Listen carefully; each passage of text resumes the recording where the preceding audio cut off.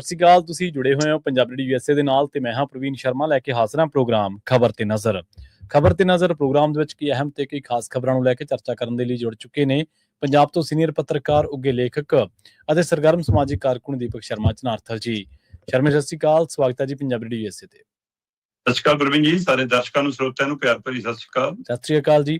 Programme ਦੇ ਵਿੱਚ ਅੱਗੇ ਵਧਣ ਤੋਂ ਪਹਿਲਾਂ ਧੰਨਵਾਦ ਕਰਦੇ ਚਲੇ ਸਪਾਂਸਰਸ ਦਾ ਜਿਹੜੇ ਜ਼ਰੀਆ ਬਣਦੇ ਨੇ ਇਹਨਾਂ ਪ੍ਰੋਗਰਾਮਾਂ ਨੂੰ ਤੁਹਾਡੇ ਤੱਕ ਪਹੁੰਚਾਉਣ ਦੇ ਲਈ। ਖਾਲਸਾ ਇੰਸ਼ੋਰੈਂਸ ਏਜੰਸੀ ਵਾਲੇ, ਜਿਨ੍ਹਾਂ ਤੋਂ ਤੁਸੀਂ ਹਰ ਤਰੀਕੇ ਦੀ ਇੰਸ਼ੋਰੈਂਸ ਲੈ ਸਕਦੇ ਹੋ। ਇੰਸ਼ੋਰੈਂਸ ਬਾਰੇ ਪਤਾ ਕਰਨ ਦੇ ਲਈ ਇਹਨਾਂ ਦਾ ਨੰਬਰ ਹੈ 468-272-2500। ਇਹ 1992 ਤੋਂ ਲਗਾਤਾਰ ਇੰਸ਼ੋਰੈਂਸ ਬਿਜ਼ਨਸ ਦੇ ਵਿੱਚ ਸ਼ਾਨਦਾਰ ਸੇਵਾਵਾਂ ਦੇ ਰਹੇ ਨੇ ਤੇ ਅਮਰੀਕਾ ਭਰ ਦੇ ਵਿੱਚ ਇੰਸ਼ੋਰੈਂਸ ਕਰਦੇ ਨੇ। ਓਬਾਮਾ ਕੇਅਰ, ਮੈਡੀਕੇਅਰ ਜਾਂ ਫਿਰ ਕਵਰਡ ਕੈਲੀਫੋਰਨੀਆ ਬਾਬਤ ਪਾਲਿਸੀ ਕਰਵਾਉਣ ਦੇ ਲਈ, ਸਲਾਹ ਲੈਣ ਦੇ ਲਈ ਅੱਜ ਹੀ ਕਾਲ ਕਰੋ 468-272-2500 ਤੇ। ਟਰਕੀਅਨ ਇਮੀਗ੍ਰੇਸ਼ਨ ਲਾਅ ਫਰਮ ਵਾਲੇ, ਜੇ ਟਰਕੀਅਨਾਂ, ਟੋਰਨੀ ਟਰਕੀਅਨਾਂ ਦੇ ਨਾਲ ਤੁਸੀਂ US ਇਮੀਗ੍ਰੇਸ਼ਨ ਬਾਬਤ ਕੋਈ ਵੀ ਸਲਾਹ ਕਰਨੀ ਹੈ, ਕੋਈ ਵੀ ਸਵਾਲ ਪੁੱਛਣਾ ਤੇ ਇਹਨਾਂ ਦਾ ਨੰਬਰ ਹੈ 415-909-0503। ਗੁਰਦੀਪ ਸਿੰਘ ਬਿਰਦੀ ਕਲੋਵਿਸ, ਮਨਦੀਪ ਸਿੰਘ ਸੈਨ ਹੋਜ਼ੇ, Onkar Singh Fresno, Gurnam Singh ਐਂਟੀਲੀਓਪ, Jarnail Singh Seattle, Mandeep Dhillon university ਤੇ ਲਾਲੀ ਸਿੰਘ ਗਰੇਵਾਲ ਫਰੀਮਾਉਂਟ ਤੋਂ। ਇਹਨਾਂ ਸਾਰੇ ਹੀ ਸਪਾਂਸਰਸ ਦਾ ਬਹੁਤ-ਬਹੁਤ ਧੰਨਵਾਦ। ਤੇ ਜੇਕਰ ਤੁਸੀਂ ਵੀ ਪੰਜਾਬੀ USA ਦੇ ਇਹਨਾਂ ਪ੍ਰੋਗਰਾਮਾਂ ਨੂੰ ਸਪਾਂਸਰ ਕਰਨਾ ਚਾਹੁੰਦੇ ਹੋ ਤਾਂ ਸਟੂਡੀਓ ਦਾ ਨੰਬਰ ਹੈ 468-272-5200। ਅੱਜ ਦਾ ਇਹ ਖਬਰ ਤੇ ਨਜ਼ਰ ਪ੍ਰੋਗਰਾਮ ਸਾਲ 2026 ਦੀ 20 ਮਈ ਦਾ ਪ੍ਰੋਗਰਾਮ ਹੈ ਤੇ ਦਿਨ ਅੱਜ ਬੁੱਧਵਾਰ ਹੈ। ਖਬਰਾਂ ਦੀ ਸ਼ੁਰੂਆਤ ਕਰੀਏ ਸ਼ਰਮਾ ਜੀ ਆਪਾਂ ਆਮ ਆਦਮੀ ਪਾਰਟੀ ਤੋਂ। ਖਾਸੀ ਚਰਚਾ ਹੋ ਰਹੀ ਹੈ ਕਿ ਪਾਰਟੀ ਦੇ ਜਿਹੜੇ ਪੰਜਾਬ ਦੇ ਲੀਡਰ ਨੇ ਉਹ ਦਿੱਲੀ ਵਾਲਿਆਂ ਦੇ ਗਲ ਪੈਣ ਲੱਗੇ ਨੇ। ਹੁਣ ਆਪ ਦੋ ਫਾੜ ਹੋ ਚੁੱਕੀ ਹੈ ਜਾਂ ਇਹਨਾਂ ਦੇ ਆਕਾ ਬਦਲ ਰਹੇ ਨੇ ਜੀ? ਪ੍ਰਵੀਨ ਜੀ, ਪੰਜਾਬ ਦੇ ਵਿੱਚ ਜਦੋਂ ਆਮ ਆਦਮੀ ਪਾਰਟੀ ਦੀ ਲੀਡਰਸ਼ਿਪ ਦਿੱਲੀ ਤੋਂ ਆ ਕੇ ਇੱਥੇ ਵਰਕਰਾਂ ਨੂੰ ਚਲਾਉਣ ਦੇ ਲਈ ਵਲੰਟੀਅਰ ਬਣਾ ਕੇ ਉਹਨਾਂ ਨੂੰ ਇੱਕ ਤਰ੍ਹਾਂ ਨਾਲ ਹੱਕਣ ਦੇ ਲਈ ਤਤਪਰ ਸੀ, ਤਦ ਵੀ ਅਸੀਂ ਇਸੇ ਪਲੇਟਫਾਰਮ ਤੇ ਜਾਂ ਵੱਖ-ਵੱਖ ਮਾਧਿਅਮ ਤੇ ਗੱਲ ਕਰਦੇ ਰਹੇ ਹਾਂ ਕਿ ਬਈ ਇਹ ਪੰਜਾਬ ਹੈ, ਇਹਨੂੰ ਦਿੱਲੀ ਵਾਂਗ ਚਲਾਉਣ ਦੀ ਕੋਸ਼ਿਸ਼ ਨਾ ਕਰੋ ਜਾਂ ਇਹ ਬਾਹਰੋਂ ਨਹੀਂ ਚੱਲਣਾ। ਸਹੀ ਹੈ, ਬਿਲਕੁਲ ਜੀ। ਪਰ ਤਦ ਕੁਰਸੀਆਂ ਦੀ ਲਾਲਸਾ ਦੇ ਵਿੱਚ, ਅਹੁਦਿਆਂ ਦੀ ਲਾਲਸਾਵਾਂ ਦੇ ਵਿੱਚ ਕਈਆਂ ਨੇ ਆਪਣੀਆਂ ਗਰਦਨਾਂ ਝੁਕਾ ਲਈਆਂ ਤੇ ਹੈ ਨਾ, ਤੇ ਮੁੱਲ ਤਾਰਿਆ ਫਿਰ ਕਿ ਹਾਂ ਜੀ ਚਲੋ। ਪਰ ਜਿਹੜਾ ਸਵਾਲ ਅਸੀਂ 2022 ਚ ਕਰ ਰਹੇ ਸੀ ਕਿ ਪੰਜਾਬ ਨੂੰ ਪੰਜਾਬ ਸਰਕਾਰ ਨਾ ਚਲਾ ਕੇ ਦਿੱਲੀ ਵਾਲੇ ਕੁਝ ਲੀਡਰ ਚਲਾ ਰਹੇ ਨੇ, ਅੱਜ ਇਹੀ ਸਵਾਲ ਆਮ ਆਦਮੀ ਪਾਰਟੀ ਦੇ MLA ਕਰਨ ਵੀ ਲੱਗੇ ਨੇ ਤੇ ਬਾਹਰ ਆ ਕੇ ਦੱਸਣ ਵੀ ਲੱਗੇ ਨੇ। ਜਿਹੜੇ 4 ਸਾਲਾਂ ਚ ਕੋਈ ਗੱਲ ਨਹੀਂ ਦੱਸਦੇ ਸੀ ਅੰਦਰ, ਸਹੀ ਹੈ, ਉਹ ਹੁਣ ਖੁੱਲੇਆਮ ਦੱਸਣ ਵੀ ਲੱਗ ਪਏ ਨੇ। ਤੁਸੀਂ ਇਹ ਦੇਖੋ ਕਿ ਸਮੇਂ-ਸਮੇਂ ਇੱਥੇ ਦ੍ਰਿਸ਼ ਬਦਲਦਾ ਰਿਹਾ। ਜਦੋਂ ਆਮ ਆਦਮੀ ਪਾਰਟੀ ਦੇ ਆਪ ਮੁਹਾਰੇ ਪੰਜਾਬ ਨੇ 4 ਲੋਕ ਸਭਾ ਮੈਂਬਰ ਜਿਤਾ ਕੇ ਭੇਜੇ, ਤਦ ਇਹਨਾਂ ਨੇ ਪੰਜਾਬ ਨੂੰ ਚਲਾਉਣ ਦੇ ਲਈ ਸੰਜੇ ਸਿੰਘ ਤੇ ਦਰਗੇਸ਼ ਪਾਠਕ ਭੇਜਤੇ। ਜਦੋਂ ਉਹ ਨਕਾਰੇ, ਫਿਰ ਰਾਘਵ ਚੱਡਾ ਭੇਜਤਾ। ਜੀ। ਜਦੋਂ ਰਾਘਵ ਚੱਡਾ ਤੋਂ ਮੋਹ ਭੰਗ ਹੋਣ ਲੱਗਿਆ, ਫਿਰ ਸੰਦੀਪ ਪਾਠਕ ਭੇਜਤਾ। ਤੇ ਜਦੋਂ ਉਧਰੋਂ ਇਹਨਾਂ ਨੂੰ ਆਪ ਨੂੰ ਵੀ ਗੜਬੜ ਹੋਣ ਲੱਗਦੀ ਦਿਖਣ ਲੱਗ ਪਈ, ਫਿਰ ਇਹਨਾਂ ਨੇ ਮਨੀਸ਼ ਸਿਸੋਦੀਆ ਤੇ ਸਤਿੰਦਰ ਜੈਨ ਭੇਜਤੇ। ਅਸਲ ਚ ਉਹ ਭੇਜੇ ਵੀ ਕਾਹਦੇ, ਉਹ ਐਡਜਸਟਮੈਂਟਾਂ ਕੀਤੀਆਂ ਕਿ ਦਿੱਲੀ ਤੋਂ ਹਾਰ ਕੇ ਜਿੰਨੇ ਲੀਡਰ ਵਿਹਲੇ ਸੀ ਉਹ ਸਾਰੇ ਪੰਜਾਬ ਚ ਐਡਜਸਟ ਕਰ ਦੋ, ਖਜ਼ਾਨਾ ਪੰਜਾਬ ਦਾ, ਤਨਖਾਹਾਂ ਪੰਜਾਬ ਦੀ, ਰਹਿਣ ਸਹਿਣ ਪੰਜਾਬ ਦਾ, ਇੱਥੋਂ ਬੈਠ ਕੇ ਚਲਾਓ। ਸਹੀ ਹੈ। ਉਹ ਮਾਲਕਾਂ ਵਾਂਗ ਆਰਡਰ ਕਰਦੇ ਨੇ, ਮਾਲਕਾਂ ਵਾਂਗ ਹੁਕਮ ਕਰਦੇ ਨੇ। ਹੁਣ ਜਿਉਂ-ਜਿਉਂ ਚੋਣਾਂ ਨੇੜੇ ਜਾ ਰਹੀਆਂ ਨੇ ਤੇ ਆਮ ਆਦਮੀ ਪਾਰਟੀ ਦੀ ਜਿਹੜੀ ਗੱਲ ਆਪਾਂ ਕਰਦੇ ਰਹੇ ਕਿ 40 ਤੋਂ 42 ਦੀਆਂ ਟਿਕਟਾਂ ਘੱਟ ਹੋਣਗੀਆਂ, ਹੁਣ ਜਿਨ੍ਹਾਂ ਨੂੰ ਇਹ ਲੱਗਦਾ ਕਿ ਗਾਹਾਂ ਨੂੰ ਟਿਕਟ ਵੀ ਨਹੀਂ ਮਿਲਣੀ, ਹੋਰ ਕਿਸੇ ਨੇ ਪੁੱਛਣਾ ਵੀ ਨਹੀਂ, ਉਹਨੂੰ ਭੜਾਸ ਤਾਂ ਕੱਢ ਜਾਓ। ਸਹੀ ਹੈ, ਬਿਲਕੁਲ ਜੀ। ਕਿਉਂ ਇਸ ਲਈ ਸਵਾਲ ਕਰਨ ਲੱਗੇ ਨੇ। ਪਰ ਸਵਾਲ ਕੱਲਾ ਭੜਾਸ ਕੱਢਣ ਦਾ ਨਹੀਂ, ਕੁਝ ਲੀਡਰ ਸੁਹਿਰਦ ਹੈਗੇ ਜੀ। ਸਹੀ ਹੈ, ਜਿਹੜੇ ਦਮ ਵੀ ਰੱਖਦੇ ਨੇ, ਜਿਹੜੇ ਪੰਜਾਬ ਦੀ ਤਸਵੀਰ ਨੂੰ ਵੀ ਸਮਝਦੇ ਨੇ, ਜਿਨ੍ਹਾਂ ਨੇ ਇਸ ਸਿਸਟਮ 'ਚ ਵੀ ਰਹਿ ਕੇ ਆਪਣੀ ਦਿੱਖ ਕੁਛ ਨਾ ਕੁਛ ਕਾਇਮ ਰੱਖੀ ਹੋਈ ਹੈ। ਉਹਨਾਂ ਲੀਡਰਾਂ ਤੋਂ ਇੱਕ ਨਾਮ ਹੈ ਗੁਰਮੀਤ ਸਿੰਘ ਖੁੱਡੀਆਂ ਦਾ ਜੀ। ਕਿਸਾਨੀ ਪਰਿਵਾਰ ਨਾਲ ਸੰਬੰਧਿਤ ਨੇ, ਪੁਰਾਣੇ ਘਾਗ ਲੀਡਰ ਨੇ, ਬਾਦਲਾਂ ਪਰਿਵਾਰ ਨਾਲ ਟੱਕਰ ਲੈਂਦੇ ਰਹੇ ਨੇ, ਹੈ ਨਾ। ਤੇ ਉਹ ਖੁੱਡੀਆਂ ਹੋਰੀ ਕਹਿੰਦੇ ਜੀ ਕਿ ਮਨੀਸ਼ ਸਿਸੋਦੀਆ ਨੂੰ ਸਵਾਲ ਕਰ ਬੈਠੇ ਜੀ। ਤੇ ਮਨੀਸ਼ ਸਿਸੋਦੀਆ ਉਹ ਕਹਿੰਦਾ, ਮੈਂ ਮਾਲਕ, ਤੁਸੀਂ ਮੇਰੇ ਫੀਲੇ, ਤੁਹਾਡੀ ਕਿਵੇਂ ਮੈਨੂੰ ਸਵਾਲ ਕਰਨ। ਤੇ ਬਸ ਉਹ ਫਿਰ ਜੁਰਤ ਜਦੋਂ ਜਾਗੀ ਪੰਜਾਬ ਵਾਲੀ, ਫਿਰ ਕਹਿੰਦੇ ਭੱਜਣ ਨੂੰ ਥਾਂ ਨਹੀਂ ਮਿਲਿਆ ਮਨੀਸ਼ ਸਿਸੋਦੀਆ।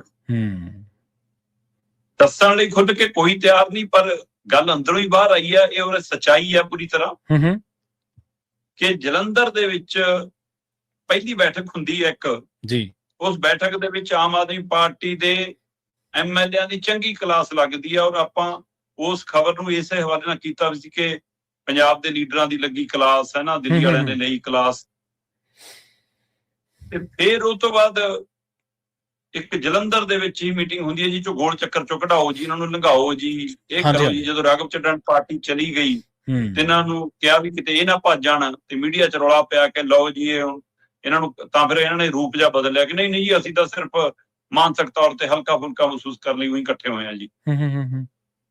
ਇੱਕ ਮੀਟਿੰਗ ਉਹ ਜਿਹਦੇ ਵਿੱਚ ਭਗਵੰਤ ਮਾਨ ਜਾਂਦੇ ਨੇ, ਦੂਜੀ ਮੀਟਿੰਗ ਉਹ ਜਿਹ 'ਚ ਭਗਵੰਤ ਮਾਨ ਆਨਲਾਈਨ ਸੰਬੋਧਨ ਕਰਦੇ ਨੇ, ਤੀਜੀ ਮੀਟਿੰਗ ਪਰਸੋਂ ਲੁਧਿਆਣੇ 'ਚ ਹੋਈ ਹੈ ਜਿਹ 'ਚ ਭਗਵੰਤ ਮਾਨ ਨਹੀਂ ਜਾਂਦੇ। ਠੀਕ ਹੈ। ਕੀ ਭਗਵੰਤ ਮਾਨ ਵੀ ਲੱਤ ਡਾਉਣ ਲੱਗੇ ਨੇ?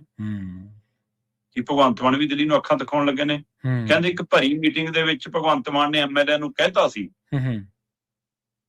ਕਿ ਆ ਦਿੱਲੀ ਵਾਲਿਆਂ ਕਨੀ ਨਾ ਦੇਖੀ ਜਾਓ, ਉੱਥੋਂ ਸ਼ਤਾਬਦੀ ਦੀਆਂ ਟਿਕਟਾਂ ਮਿਲਦੀਆਂ, ਐਮਐਲਏ ਟਿਕਟਾਂ ਇੱਥੋਂ ਹੀ ਦੇਵਾਂਗੇ।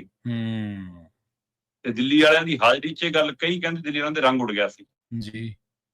ਤੇ ਹੁਣ ਉਸ ਤੋਂ ਅਗਲੀ ਕੜੀ ਵਜੋਂ ਦੇਖਿਆ ਜਾਵੇ ਇਹਨੂੰ, ਕਿ ਲੁਧਿਆਣੇ ਦੀ ਬੈਠਕ ਦੇ ਵਿੱਚ ਜਦੋਂ ਬੈਠਕ ਨਿਬੇੜ ਕੇ ਮਨੀਸ਼ ਸਿਸੋਦੀਆ ਸਟੇਜ ਤੋਂ ਉਤਰ ਰਹੇ ਸੀ, ਕਿਉਂਕਿ ਉਸ ਬੈਠਕ ਦੇ ਵਿੱਚ ਕੁਝ ਐਮਐਲਏਆਂ ਨੇ ਟਿਕਟ ਵੰਡ ਨੂੰ ਲੈ ਕੇ ਸਵਾਲ ਕੀਤੇ ਕਿ ਜਨਾਬ ਸਾਡੇ ਹਲਕੇ 'ਚ ਠੀਕ ਨਹੀਂ ਹੋਇਆ, ਗਲਤ ਟਿਕਟਾਂ ਦੇ ਦਿੱਤੀਆਂ ਜੀ, ਬਾਹਰਲੇ ਨੂੰ ਟਿਕਟਾਂ ਦੇ ਦਿੱਤੀਆਂ ਜੀ, ਪਾਰਟੀ ਵਰਕਰ ਰਹਿ ਗਏ ਜੀ, ਜਿਹਨੂੰ ਅਸੀਂ ਚਾਹੁੰਦੇ ਸੀ ਜਿਹੜਾ ਜਿੱਤਣ ਦੀ ਉਹਨੂੰ ਹੀ, ਮਤਲਬ ਹਰੇਕ ਨੇ ਆਪਣਾ ਆਪਣਾ ਗਿਲਾ ਸ਼ਿਕਵਾ ਜਾ ਬੜੇ ਨਪੇ ਤੁਲੇ ਸ਼ਬਦਾਂ 'ਚ ਰੱਖਿਆ। ਚਾਹੇ ਉਹ ਸਮਾਣੇ ਵਾਲਾ ਮਸਲਾ ਹੋਵੇ, ਚਾਹੇ ਬਠਿੰਡੇ ਵਾਲਾ ਮਸਲਾ ਹੋਵੇ, ਚਾਹੇ ਫਿਰੋਜ਼ਪੁਰ ਵਾਲਾ ਹੋਵੇ, ਚਾਹੇ ਰਾਜਪੁਰੇ ਵਾਲਾ ਹੋਵੇ, ਜਿੱਥੇ ਜਿੱਥੇ ਦੇ ਮਾਮਲੇ ਆਏ ਜੀ। ਪਰ ਕਹਿੰਦੇ ਕਿ ਗੁਰਮੀਤ ਖੁੱਡੀਆਂ ਦੀ ਤਸੱਲੀ ਨਹੀਂ ਹੋਈ, ਕਿ ਮੈਨੂੰ ਤਸੱਲੀ ਵਕਤ ਜਵਾਬ ਨਹੀਂ ਮਿਲਿਆ। ਤੇ ਜਦੋਂ ਮਨੀਸ਼ ਸਿਸੋਦੀਆ ਥੱਲੇ ਉਤਰ ਰਹੇ ਸੀ, ਬੈਠਕ ਨਿਬੇੜ ਕੇ ਉਹਨਾਂ ਨੇ ਦੁਬਾਰਾ ਘੇਰ ਲਿਆ ਤੇ ਕਹਿੰਦੇ ਕਿ ਉਹਨਾਂ ਨੇ ਬੜੇ ਅਦਬ ਨਾਲ ਕਿਹਾ ਕਿ ਸਿਸੋਦੀਆ ਸਾਹਿਬ, ਬਠਿੰਡਾ ਦੇ ਵਿੱਚ ਅਸੀਂ ਗਲਤ ਕੀਤਾ, ਜਿਨ੍ਹਾਂ ਦੇ ਸੰਬੰਧ ਦੂਜੀਆਂ ਪਾਰਟੀਆਂ ਨਾਲ ਨੇ ਉਹਨਾਂ ਨੂੰ ਅਸੀਂ ਟਿਕਟਾਂ ਦੇ ਦਿੱਤੀਆਂ। ਠੀਕ ਆ। ਜਿਹੜੇ ਬੰਦੇ ਆਪਣੇ ਨਾਲ ਖੜੇ ਨੇ, ਆਪਣੇ ਲਈ ਲੜੇ ਨੇ, ਤੇ ਉਹਨਾਂ ਨੂੰ ਅਸੀਂ ਦਰਕਨਾਰ ਕਰਤਾ। ਇਹ ਆਪਣੇ ਲਈ ਵੀ, ਆਪਣੀ ਪਾਰਟੀ ਲਈ ਵੀ ਫਾਇਦਾ ਨਹੀਂ, ਅੱਗੇ ਆਪਾਂ ਚੋਣਾਂ 'ਚ ਜਾਣਾ। ਤੇ ਮਾਲਕ ਤਾਂ ਮਾਲਕ ਹੁੰਦਾ, ਤੇ ਮਾਲਕ ਕਹਿੰਦੇ ਕਿ ਫਿਰ ਉਹਦੀ ਮਾਲਕੀ ਜਾਗ ਪਈ, ਤੇ ਉਹ ਕਹਿੰਦਾ ਵੀ ਆਪ ਬਤਾਓਗੇ ਮੁਝੇ, ਆਪਕਾ ਹਲਕਾ ਲੰਬੀ ਹੈ, ਆਪਣੀ ਲੰਬੀ ਤੱਕ ਰਹੋ, ਬਠਿੰਡਾ की तरफ मत देखो। अच्छा। ਤੇ ਕਹਿੰਦੇ ਗੁਰਮੀਤ ਖੁੱਡੀਆਂ ਨੇ ਕਿਹਾ ਕਿ ਉਹੀ ਬਠਿੰਡਾ ਹੈ ਜਿੱਥੋਂ ਮੈਂ ਲੋਕ ਸਭਾ ਲੜਾਈ ਸੀ। ਇਹ ਬਠਿੰਡਾ ਮੇਰਾ ਜ਼ਿਲ੍ਹਾ ਹੈ, ਮੈਨੂੰ ਪਤਾ ਉੱਥੇ ਕੀ ਚਾਹੀਦਾ ਕੀ ਨਹੀਂ ਚਾਹੀਦਾ ਜੀ। ਤੇ ਰਹੀ ਗੱਲ, ਫਿਰ ਮੈਂ ਮੰਤਰੀ ਆ, ਮੈਂ ਪੂਰੇ ਪੰਜਾਬ ਨੂੰ ਜਾਣਦਾ ਕੀ ਹੈ, ਤੇ ਐ ਨਹੀਂ ਚੱਲੂਗਾ ਕਹਿੰਦੇ। ਤੇ ਕਹਿੰਦੇ ਅੱਗੇ ਮਨੀਸ਼ ਸਿਸੋਦੀਆ ਨੇ ਕਿ ਨਹੀਂ ਨਹੀਂ ऐसी बात नहीं है, हमने दिल्ली चलाया, हमें पता है चुनाव कैसे होते हैं, क्या करना। ਤੇ ਅੱਗੋਂ ਜਦੋਂ ਦੋ ਟੁਕ ਜਵਾਬ ਮਿਲਿਆ ਗੁਰਮੀਤ ਖੁੱਡੀਆਂ ਕੋਲੋਂ, ਕਹਿੰਦਾ ਮੈਨੂੰ ਪਤਾ ਕਿੰਨਾ ਕੁ ਦਿੱਲੀ ਚਲਾਇਆ, ਤਾਂ ਹੀ ਹਾਰ ਕੇ ਇੱਥੇ ਬੈਠੇ ਹੋ ਬਸ। ਅੱਛਾ। ਰੰਗ ਉੱਡ ਗਿਆ ਜਨਾਬ ਦਾ। ਤੇ ਆਲੇ ਦੁਆਲੇ ਦੇਖਣ ਨੂੰ ਮਜਬੂਰ ਹੋ ਗਏ ਕਿ ਕੋਈ ਅੱਖਾਂ ਚਰਾ ਰਿਹਾ ਕਿ ਨਹੀਂ ਚਰਾ ਰਿਹਾ, ਪਰ 100-150 ਦੇ ਤੋਂ ਵੀ ਵੱਧ, ਕਿਉਂਕਿ ਐਮਐਲਏ ਲਗਭਗ ਸਾਰੇ ਸੀ, ਕੁਝ ਵਰਕਰ, ਕੁਝ ਲੀਡਰ ਸੀ, ਕੁਝ ਚਹੇਤੇ ਸੀ। ਉਸ ਭੀੜ ਦੇ ਵਿੱਚ ਜਦੋਂ ਇਹ ਕਿਹਾ ਗਿਆ ਤੇ ਗੱਲ ਇੱਥੇ ਨਹੀਂ ਹੋਈ। ਉਸ ਤੋਂ ਬਾਅਦ ਕੁਝ ਤਲਖ ਬੋਲ ਮਨੀਸ਼ ਸਿਸੋਦੀਆ ਵੱਲੋਂ ਆਏ, ਤੇ ਫਿਰ ਗੁਰਮੀਤ ਖੁੱਡੀਆਂ ਨੇ ਕਿਹਾ ਕਿ ਪੰਜਾਬ ਹੈ ਜਨਾਬ, ਐ ਨਾ ਸਮਝਿਓ। ਸਹੀ ਹੈ। ਤੇ ਫਿਰ ਉਹਨਾਂ ਨੇ ਮੋੜ ਕੇ ਕਹਿੰਦੇ ਬਾਕੀਆਂ ਨੂੰ ਕਿਹਾ, ਕਹਿੰਦੇ ਮੇਰੇ ਕੰਨਾਂ 'ਚ ਫੂਕਾਂ ਮਾਰਦੇ ਰਹੇ ਨੂੰ, ਮੈਂ ਤਾਂ ਗੱਲ ਕਹਿਤੀ, ਹੁਣ ਤੋਂ ਨਹੀਂ ਬੋਲੂੰਦਾ। ਤੇ ਪਰ ਬਾਕੀਆਂ ਨੇ ਬੋਲਿਆ ਤਾਂ ਨਹੀਂ, ਪਰ ਉਹ ਖੜੇ ਰਹਿਣਾ ਹੀ ਬਹੁਤ ਸੀ ਕਿ ਹਾਂ ਮਨੀਸ਼ ਸਿਸੋਦੀਆ ਦੀ ਇੰਨਾ ਹੀ ਬਹੁਤ ਸੀ ਕਿ ਲੈ ਵੀ ਇਹ ਤਾਂ ਕੰਮ ਹੋ ਗਿਆ ਜੀ। ਹੁਣ ਸਵਾਲ ਇਹ ਹੈ ਕਿ ਜਦੋਂ ਆਪਾਂ ਕਹੀਏ ਰਾਘਵ ਚੱਡਾ ਆਇਆ ਤਾਂ ਸੰਜੇ ਸਿੰਘ ਤੇ ਦਰਖੇਸ਼ ਪਾਠਕ ਭੱਜੇ, ਤੇ ਜਦੋਂ ਰਾਘਵ ਚੱਡਾ ਭੱਜਿਆ ਤਾਂ ਸੰਦੀਪ ਪਾਠਕ ਆਇਆ। ਸਹੀ ਹੈ। ਜਦੋਂ ਸੰਦੀਪ ਪਾਠਕ ਭੱਜਿਆ ਤਾਂ ਵਿਭਵ ਕੁਮਾਰ, ਮਨੀਸ਼ ਸਿਸੋਦੀਆ, ਸਤਿੰਦਰ ਜੈਨ ਆਏ। ਹੁਣ ਕੌਣ ਆਊਗਾ? ਤੇ ਹੁਣ ਭੱਜਣ ਦੀ ਵਾਰੀ ਮਨੀਸ਼ ਸਿਸੋਦੀਆ ਦੀ ਸੀ, ਤੇ ਪੰਜਾਬ ਆਉਣ ਦੀ ਵਾਰੀ ਕੇਜਰੀਵਾਲ ਦੀ ਸੀ। ਤੁਸੀਂ ਮੰਨ ਸਕਦੇ ਹੋ ਕਿ ਨਗਰ ਨਿਗਮ ਦੀਆਂ ਚੋਣਾਂ ਚੱਲ ਰਹੀਆਂ ਹੁਣ ਜੀ ਜੀ ਜੀ, ਤੇ ਮਨੀਸ਼ ਸਿਸੋਦੀਆ ਲੁਧਿਆਣੇ 'ਚ ਬੈਠਕਾਂ ਲਵੇ, ਦਾ ਮਤਲਬ ਕੁਛ ਤਾਂ ਅੰਦਰ ਗੜਬੜ ਸੀ ਨਾ, ਤਾਂ ਬੈਠਕ ਲੈਣੀ ਪਈ। ਤੇ ਇਸ ਬੈਠਕ ਦੇ ਵਿੱਚ ਜੇ ਖਲਾਰਾ ਪਿਆ ਤਾਂ ਜਿਹਦਾ ਪ੍ਰੋਗਰਾਮ ਵੀ ਨਹੀਂ, ਉਹ ਕੇਜਰੀਵਾਲ ਭੱਜਿਆ ਆ ਕੱਲ ਪੰਜਾਬ ਨੂੰ। 2 ਦਿਨ ਮੈਂ ਯਹੀਂ ਰਹੂੰਗਾ, ਮੈਂ ਸੰਗਠਨ ਕੀ ਬੈਠਕ ਲੂੰਗਾ। ਬਈ ਤੁਸੀਂ ਕਹੋ ਪੀਕ ਤੇ ਚੋਣਾਂ ਨੇ, ਆਪਣੇ ਆਪਣੇ ਹਲਕੇ ਦੇਖੋ, ਜਾ ਕੇ ਆਪਣੇ ਆਪਣੇ ਸ਼ਹਿਰ ਦੇਖੋ, ਤੇ ਤੁਸੀਂ ਬੈਠਕਾਂ ਲੈਂਦੇ ਫਿਰਦੇ ਹੋ, ਉਹਦਾ ਮਤਲਬ ਗੜਬੜ ਤਾਂ ਹੋਊਗੀ। ਸਹੀ ਹੈ, ਬਿਲਕੁਲ ਜੀ। ਤੇ ਜੇ ਹੁਣ ਮਨੀਸ਼ ਸਿਸੋਦੀਆ, ਸਤਿੰਦਰ ਜੈਨ ਭੱਜਦੇ ਨੇ ਤਾਂ ਇਹਦਾ ਮਤਲਬ ਆਖਰੀ ਆਕਾ ਹੁਣ ਪੰਜਾਬ ਆ ਕੇ ਬੈਠੂਗਾ, ਬਸ ਇੱਕ ਦਾ ਹੀ ਰਹਿ ਗਿਆ ਹੁਣ ਫਾਰਮੂਲਾ, ਹੁਣ ਅਖੀਰ ਤੇ ਆ ਕੰਮ। ਤੇ ਕੀ ਭਗਵੰਤ ਮਾਨ ਪੈਰ ਲਾ ਰਹੇ ਨੇ? ਕੀ ਭਗਵੰਤ ਮਾਨ ਦਾ ਧੜਾ ਮਜ਼ਬੂਤ ਹੋ ਰਿਹਾ ਹੈ? ਕੀ ਪੰਜਾਬ ਦੇ ਵਿੱਚ ਆਮ ਆਦਮੀ ਪਾਰਟੀ 2 ਫੜ ਹੋਣ ਜਾ ਰਹੀ ਹੈ? ਅਸੀਂ ਤਦ ਵੀ ਸਵਾਲ ਕਰਦੇ ਸੀ ਜਦੋਂ ਪੰਜਾਬ ਦੇ ਵਿਧਾਇਕਾਂ ਨੂੰ ਦਿੱਲੀ ਬੁਲਾਇਆ ਜਾਂਦਾ ਸੀ। ਅਸੀਂ ਤਦ ਵੀ ਸਵਾਲ ਕਰਦੇ ਸੀ ਕਿ ਕੈਬਨਿਟ ਮੰਤਰੀ ਦੀ ਮੀਟਿੰਗ ਭਗਵੰਤ ਮਾਨ ਬਤੌਰ ਮੁੱਖ ਮੰਤਰੀ ਲੈ ਸਕਦਾ, ਕੇਜਰੀਵਾਲ ਕਿਵੇਂ ਦਿੱਲੀ ਬੁਲਾ ਕੇ ਲੈ ਰਿਹਾ। ਤੇ ਤਦ ਇਹੀ ਆਮ ਆਦਮੀ ਪਾਰਟੀ ਦੇ ਲੀਡਰ ਸਾਨੂੰ ਕਹਿੰਦੇ ਸੀ ਕਿ ਤੁਸੀਂ ਜ਼ਿਆਦਾ ਵਧਾ ਕੇ ਗੱਲ ਕਰਦੇ ਹੋ। ਤੇ ਹੁਣ ਉਹੀ ਕਹਿ ਰਹੇ ਨੇ ਬਾਈ ਜੀ ਤੁਸੀਂ ਸਹੀ ਸੀ। ਤੇ ਹੁਣ ਉਹੀ ਕੇਜਰੀਵਾਲ ਜਿਹੜਾ ਦਿੱਲੀ ਬੁਲਾਉਂਦਾ ਸੀ, ਕੱਲ ਨੰਗੇ ਪੈਰੀ ਭੱਜਿਆ ਆਇਆ ਫਟਾਫਟ। ਜਦੇ ਪੰਜਾਬ ਨੂੰ ਭੱਜਿਆ ਕਿ ਨਹੀਂ ਮੈਂ ਆ ਰਿਹਾ। ਹੁਣ ਖਿਸਕਦਾ ਦਿਖ ਰਿਹਾ ਆਪਣੇ ਤਾਜ ਵੀ ਤੇ ਆਪਣੀ ਪੈਰਾਂ ਹੇਠੋਂ ਧਰਤੀ ਵੀ। ਸਹੀ ਹੈ। ਤੇ ਹੁਣ ਦੇਖਣ ਵਾਲੀ ਗੱਲ ਤਾਂ ਸਿਰਫ ਇੱਕੋ ਹੈ, ਕੀ ਇਹ ਪਾਰਟੀ ਦੋ ਫੜ ਹੋਊਗੀ, ਦੋ ਆਮ ਆਦਮੀ ਪਾਰਟੀਆਂ ਬਣਨਗੀਆਂ, ਇੱਕ ਦਿੱਲੀ ਵਾਲਿਆਂ ਦੀ ਇੱਕ ਪੰਜਾਬ ਵਾਲਿਆਂ ਦੀ। ਸਹੀ ਹੈ। ਕੀ ਆਟਾ ਬਦਲਣਗੇ? ਕੀ ਹੁਣ ਕੇਜਰੀਵਾਲ ਖੁਦ ਬੈਠ ਕੇ ਸਾਰਾ ਕੁਝ ਚਲਾਊਗਾ, ਇਹਨਾਂ ਨੂੰ ਤੋੜ ਦੂਗਾ? ਕਿਉਂਕਿ ਜਿੱਦਣ ਦੀ ਈਡੀ ਸੀਬੀਆਈ ਆਈ ਆ ਉਦਣ ਦੇ ਖੁੱਲ ਕੇ ਤਾਂ ਨਹੀਂ ਦਿਖਦੇ ਹੁਣ ਇੱਥੇ, ਡਰੇ ਸਹਿਮੇ ਤਾਂ ਹੈਗੇ। ਸਹੀ ਹੈ, ਬਿਲਕੁਲ। ਪਰ ਹੁਣ ਜਿਵੇਂ ਕੇਜਰੀਵਾਲ ਆਏ ਨੇ ਉਹਨੇ ਨਵੀਂ ਚਰਚਾ ਛਿੜੀ ਆ। ਪਰ ਸਵਾਲ ਵੱਡਾ ਤਾਂ ਇਹ ਖੜਾ ਜਨਾਬ ਕਿ ਜਿਹੜਾ ਪੰਜਾਬ ਦਾ ਆਕਾ ਬਣਨ ਨੂੰ ਫਿਰਦਾ ਆਮ ਆਦਮੀ ਪਾਰਟੀ ਦਾ, ਜੇ ਉਹ ਭਗਵੰਤ ਮਾਨ ਹੈ ਜਾਂ ਖੁੱਡੀਆਂ ਜਾਂ ਕੋਈ ਹੋਰ ਹੈ, ਆਪਣੇ ਦਮ ਤੇ ਜਾਂ ਪੰਜਾਬੀਆਂ ਦੇ ਦਮ ਤੇ ਖੜਨਾ ਕਿ ਪਿੱਠ ਤੇ ਕਿਸੇ ਹੋਰ ਦਾ ਹੱਥ ਹੈ। ਸਹੀ ਹੈ, ਬਿਲਕੁਲ। ਕਿਤੇ ਹੋਰ ਦੇ ਇਸ਼ਾਰੇ ਤੇ ਵਾਗਾ ਇਹ ਵੀ ਨਜ਼ਰ ਰੱਖਣ ਦੀ ਲੋੜ ਹੈ। ਜੀ ਸਹੀ ਹੈ, ਬਿਲਕੁਲ। ਅਗਲੀ ਗੱਲ ਕਰੀਏ ਇੱਕ ਹੋਰ ਸਿਆਸੀ ਦਲ ਦੀ ਜਿਹਨੇ ਦੂਜਿਆਂ ਦੀਆਂ ਨੀਂਦਾਂ ਉਡਾ ਦਿੱਤੀਆਂ, ਕਾਕਰੋਚ ਜਨਤਾ ਪਾਰਟੀ। ਕਹਿੰਦੇ ਬੜੀ ਤੇਜ਼ੀ ਦੇ ਨਾਲ ਉੱਪਰ ਨੂੰ ਜਾ ਰਹੀ ਹੈ, ਲੱਖਾਂ ਦੀ ਗਿਣਤੀ ਦੇ ਵਿੱਚ ਲੋਕ ਨਾਲ ਜੁੜ ਰਹੇ ਨੇ, ਲੋਕਾਂ ਦੇ ਵਿੱਚ ਚਰਚਾ ਵੀ ਬਹੁਤ ਹੈ ਜੀ ਇਸ ਪਾਰਟੀ ਦੀ। ਪ੍ਰਵੀਨ ਜੀ, ਚੀਫ ਜਸਟਿਸ ਸਾਹਿਬ ਨੇ ਬੇਰੁਜ਼ਗਾਰਾਂ ਦੇ ਲਈ ਜਦੋਂ ਕਾਕਰੋਚ ਸ਼ਬਦ ਦੀ ਵਰਤੋਂ ਕੀਤੀ ਤੇ ਮੀਡੀਆ 'ਚ ਖਬਰਾਂ ਆਈਆਂ ਕਿ ਚੀਫ ਜਸਟਿਸ ਸਾਹਿਬ ਨੇ ਏਦਾਂ ਕਹਿਤਾ, ਜਦੋਂ ਕਿ ਉਹਨਾਂ ਨੇ ਆਪਣੀ ਸਫਾਈ ਦਿੱਤੀ ਕਿ ਨਹੀਂ ਮੈਂ ਬੇਰੁਜ਼ਗਾਰਾਂ ਨੂੰ ਨਹੀਂ ਕਿਹਾ ਸੀ, ਮੈਂ ਤਾਂ ਇੱਕ ਖਾਸ ਕੇਸ ਦੇ ਮਾਮਲੇ ਦੇ ਵਿੱਚ ਇਹਨਾਂ ਕੁਝ ਸੰਬੰਧਿਤ ਧਿਰਾਂ ਲਈ ਇਹ ਗੱਲ ਕੀਤੀ ਸੀ। ਪਰ ਦੇਸ਼ ਭਰ 'ਚ ਦੀ ਚਰਚਾ ਹੋਈ, ਦੁਨੀਆ ਭਰ 'ਚ ਦੀ ਚਰਚਾ ਹੋਈ ਤੇ ਉਸ ਤੋਂ ਬਾਅਦ ਇੱਕ ਨੌਜਵਾਨ ਨੇ ਸੋਸ਼ਲ ਮੀਡੀਆ ਪਲੇਟਫਾਰਮ ਤੇ ਆ ਕੇ ਕਾਕਰੋਚ ਜਨਤਾ ਪਾਰਟੀ ਬਣਾਤੀ। ਜੀ ਬਿਲਕੁਲ। ਤੇ ਸੀਜੇਪੀ, ਉਧਰ ਸੀਜੀਆਈ, ਉਧਰ ਸੀਜੇਪੀ, ਕਾਕਰੋਚ ਜਨਤਾ ਪਾਰਟੀ। ਤੇ ਉਹ ਜਨਤਾ ਪਾਰਟੀ, ਕਾਕਰੋਚ ਜਨਤਾ ਪਾਰਟੀ ਦਾ ਗ੍ਰਾਫ ਅਚਾਨਕ ਐ ਵਧਿਆ ਸੋਸ਼ਲ ਮੀਡੀਆ ਦੇ ਉੱਤੇ ਕਿ ਮੈਂ ਹੁਣ ਆਪਾਂ ਜਦੋਂ ਗੱਲ ਕਰ ਰਹੇ ਹਾਂ ਤੇ ਤਦ ਹੀ ਮਤਲਬ ਇਹ ਤੋਂ 1 ਘੰਟਾ ਪਹਿਲਾਂ ਤੱਕ, ਸਾਡੇ ਹੁਣ 7 ਵੱਜ ਚੁੱਕੇ ਨੇ, 6 ਵਜੇ ਤੱਕ ਇਸ ਜਨਤਾ ਕਾਕਰੋਚ ਜਨਤਾ ਪਾਰਟੀ ਦੇ ਜਿਹੜਾ ਸੋਸ਼ਲ ਮੀਡੀਆ ਦਾ ਪਲੇਟਫਾਰਮ ਹੈ, ਜਿਹੜੇ ਉਹਦੇ ਫੋਲੋਅਰ ਨੇ ਉਹਦੇ ਉੱਤੇ, ਉਹ ਲਗਭਗ 90 ਲੱਖ ਦੇ ਪਾਰ ਚਲੇ ਗਏ। ਠੀਕ ਹੈ। ਅੱਛਾ। ਇੱਥੋਂ ਅੰਦਾਜ਼ਾ ਲਾ ਕਿ ਇੰਸਟਾਗ੍ਰਾਮ ਦੇ ਉੱਤੇ 6ਵਾਂ ਦਿਨ ਚੜ੍ਹਦਿਆਂ ਤੱਕ 90 ਲੱਖ ਫੋਲੋਅਰ ਹੋ ਗਏ। ਤੇ ਭਾਰਤੀ ਜਨਤਾ ਪਾਰਟੀ ਜਿਹੜੀ ਕਹਿੰਦੀ ਆ ਅਸੀਂ ਸਭ ਤੋਂ ਵੱਡੀ ਪਾਰਟੀ ਆ, ਸਾਡੇ ਕੋਲ ਸਭ ਤੋਂ ਵੱਧ ਮੈਂਬਰ ਨੇ, ਉਹਨਾਂ ਦੇ ਇਸੇ ਇੰਸਟਾਗ੍ਰਾਮ ਦੇ ਉੱਤੇ 87 ਲੱਖ ਫੋਲੋਅਰ ਨੇ। ਕਾਂਗਰਸ ਦੇ ਠੀਕ ਹੈ ਇਹਦੇ ਉੱਤੇ 1 ਕਰੋੜ 32 ਲੱਖ ਫੋਲੋਅਰ ਨੇ, ਪਤਾ ਨਹੀਂ ਉਹ ਕਿਵੇਂ ਵੱਧ ਨੇ, ਵੋਟਾਂ ਦਾ ਉਹਨਾਂ ਦੀਆਂ ਘੱਟੇ ਨਿਕਲਦੀਆਂ ਨੇ, ਹੈਨਾ। ਤੇ ਪਰ ਇੱਥੇ ਫੋਲੋਅਰ ਉਹਨਾਂ ਦੇ 1 ਕਰੋੜ 32 ਲੱਖ ਨੇ। ਪਰ ਇਹ ਦੋਵੇਂ ਵੱਡੀਆਂ ਪਾਰਟੀਆਂ ਨੇ, ਸਾਲਾਂ ਬੱਧੀ ਇਸ ਪਲੇਟਫਾਰਮਾਂ ਤੇ ਨੇ, ਪਰ ਉਹ 6ਵੇਂ ਦਿਨ ਦੇ ਵਿੱਚ 90 ਲੱਖ ਤੇ ਹੈ। ਇਹਦਾ ਮਤਲਬ ਕੀ ਹੈ? ਫਿਰ ਹੁਣ ਇਸ ਨੂੰ ਜੇ ਇੱਕ ਹੋਰ ਨੁਕਤੇ ਤੋਂ ਆਪਾਂ ਸਮਝੀਏ, ਪਹਿਲਾਂ ਤਾਂ ਇਹ ਦੇਖਣ ਦੀ ਲੋੜ ਹੈ ਕਿ ਅਸਲ 'ਚ ਹੋਇਆ ਕੀ ਸੀ।